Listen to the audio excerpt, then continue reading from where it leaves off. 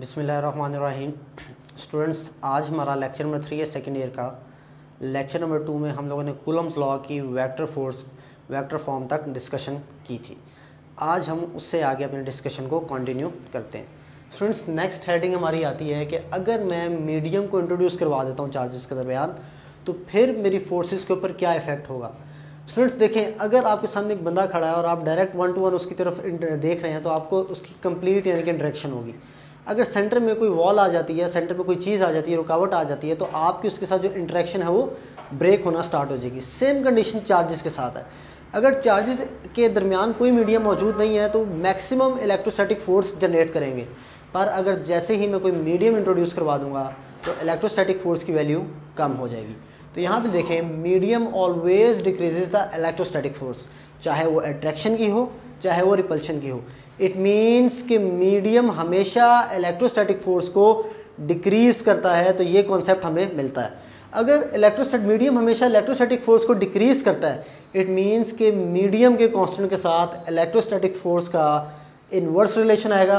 तो देखें, बाकी फोर्स तो वैसे ही रहेगी, सिर्फ और सिर्फ जो मीडियम का कांस्टेंट यानी कि जिसको परमिटिविटी ऑफ मीडियम का नाम देते हैं, अगर मैं उसको इंट्रोड्यूस करवाता हूँ तो उसका एफ मीडियम के साथ इनवर्स रिलेशन आएगा। अच्छा, लास्ट लेक्चर के अंदर हम लोगों ने एफ वैक्यूम प्रोड्यूस जनरेट किया था और एफ वैक्यूम की वैल्यू थी 1/4 pi epsilon nought Q1 Q2 over R का स्क्वायर। तो अब इस वाली वैल्यू को यहाँ पे अगर मैं पुट करता हूँ तो it means 1/4 pi epsilon nought Q1 Q2 over R square की जगह मैं एफ वैक्यूम लिख सकता हूँ। तो इट मीन्स इसकी जगह मैंने एफ वैक्यूम को रिप्लेस किया तो F medium is equals to F vacuum 1/ER आ गया। अगर यहाँ से मैं ER की वैल्यू निकालना चाह रहा हूँ तो इस इक्वेशन में रीअरेंज किया तो ER की वैल्यू आ गई F vacuum divided by F medium. अब यहाँ पे ER को अगर मैं ध्यान से देखूँ तो सेम क्वांटिटीज़ की रेशो है।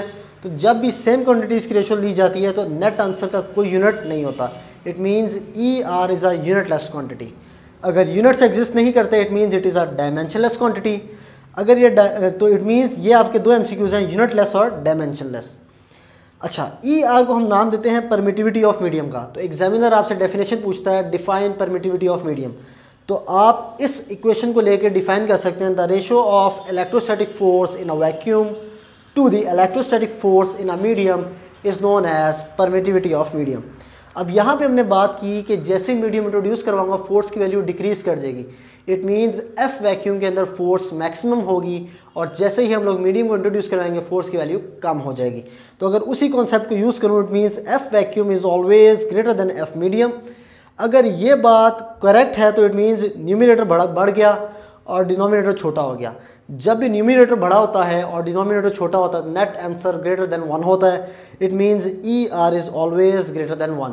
तो ये आपके कुछ MCQs थे जो कि आप लोगों को पता होने चाहिए हैं।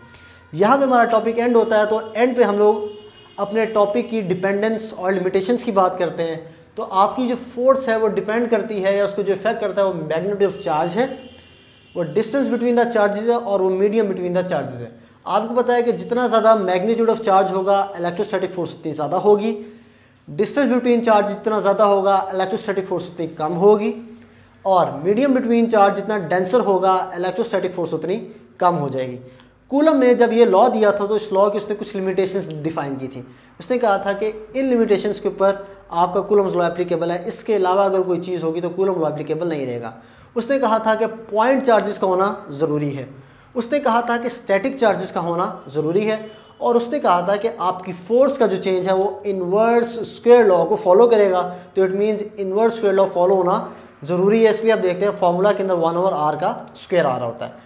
और लास्ट उसने कही थी कि आपका जो डिस्टेंस बिटवीन चार्जेस है वो ग्रेटर देन और इक्वल टू 10⁻⁻13 मीटर होना चाहिए। अगर इससे लेस होगी तो आपका कूलम लॉ एप्लीकेबल नहीं रहेगा, वहाँ पे इलेक्ट्रिक फोर्सेस जनरेट नहीं होंगी। ये चीज़ें थी। तो यहाँ पे आपका ये टॉपिक एंड होता है।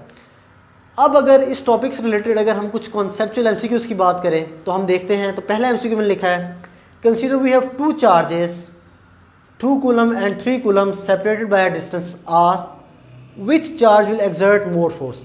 अब वो कहता है कि मेरे पास 2 चार्जेस हैं, एक की मैग्नीट्यूड 2 कूलम है, एक की 3 कूलम है, तो बताएं कौन सा चार्ज ज़्यादा फोर्स एक्सर्ट करेगा।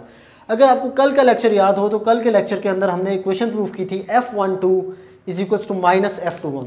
ये क्वेश्चन क्या कहती है कि मैग्नीट्यूड हमेशा क्या रहेगी, सेम रहेगी, बट डायरेक्शन क्या रहेगी, ऑपोजिट। तो चार्ज की वैल्यू जो मर्जी हो हमेशा वो same magnitude of force exert करेंगे। तो इट मीन्स इसका करेक्ट ऑप्शन क्या हो जाएगा, सेम इसका करेक्ट ऑप्शन हो जाएगा। बच्चे सेकंड एमसीक्यू देखें, which of the following is correct form of Coulomb's law. कहता है इसमें से कौन सी correct form of Coulomb law है। तो ये वाली फॉर्म तो हमें पता है कि F is equal to K Q1 Q2 और R का square into R unit vector, तो जनरल फॉर्म है।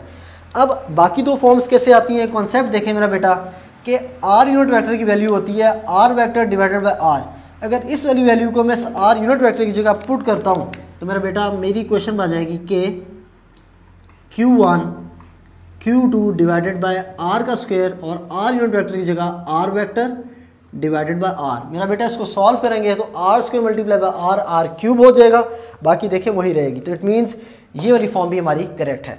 और अगर इस K की जगह मैं ये वाली value 1/4 pi epsilon not put कर दूँ इस फॉर्मूला के अंदर तो मेरी ये वाली वैल्यू भी करेक्ट होगी। It means all of these इसका करेक्ट ऑप्शन हो जाएगा।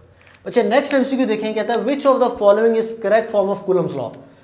अब बच्चे क्या करते हैं कि बच्चे कहते हैं कि सर यहाँ पे माइनस था, ऑपोजिट साइड पे लेके जाएंगे तो प्लस हो जाएगा और नेट आंसर 0 आ जाएगा। मेरा बेटा जब भी फोर्सेस ऐड हो रही होती है उसको नेट फोर्स का फॉर्मूला दिया जाता है और नेट फोर्स हमेशा सेम बॉडी की होती है। बट कूलम्स लॉ के अंदर फोर्सेस डिफरेंट चार्जेस को ब्रेक कर रही है, इसलिए उसको Newton third law of motion का, यानी कि उसको हमने Newton third law of motion से रिलेट किया था। तो यहाँ पे देखिए मैंने कॉन्सेप्ट लिखा है कि थर्ड लॉ में हमेशा डिफरेंट बॉडीज होती हैं और नेट फोर्स में हमेशा सेम बॉडीज होती हैं। इट मीन्स ऑप्शन ए तो करेक्ट है, बट इट्स ऑप्शन ए को मैं ऑप्शन बी में नहीं लिख सकता हूँ, बिकॉज अगर इस तरह से लिखूंगा तो ये नेट फोर्स का फॉर्मूला होगा और नेट फोर्स हमेशा सेम बॉडी यानी कि सिंगल बॉडी पैक करती है, तो ये कॉन्सेप्ट हमारा कूलम्स लॉ का खत्म हो जाएगा। इसलिए ऑप्शन बी इनकरेक्ट होगा और ऑप्शन ए करेक्ट हो जाएगा, ऑप्शन सी भी इनकरेक्ट होगा।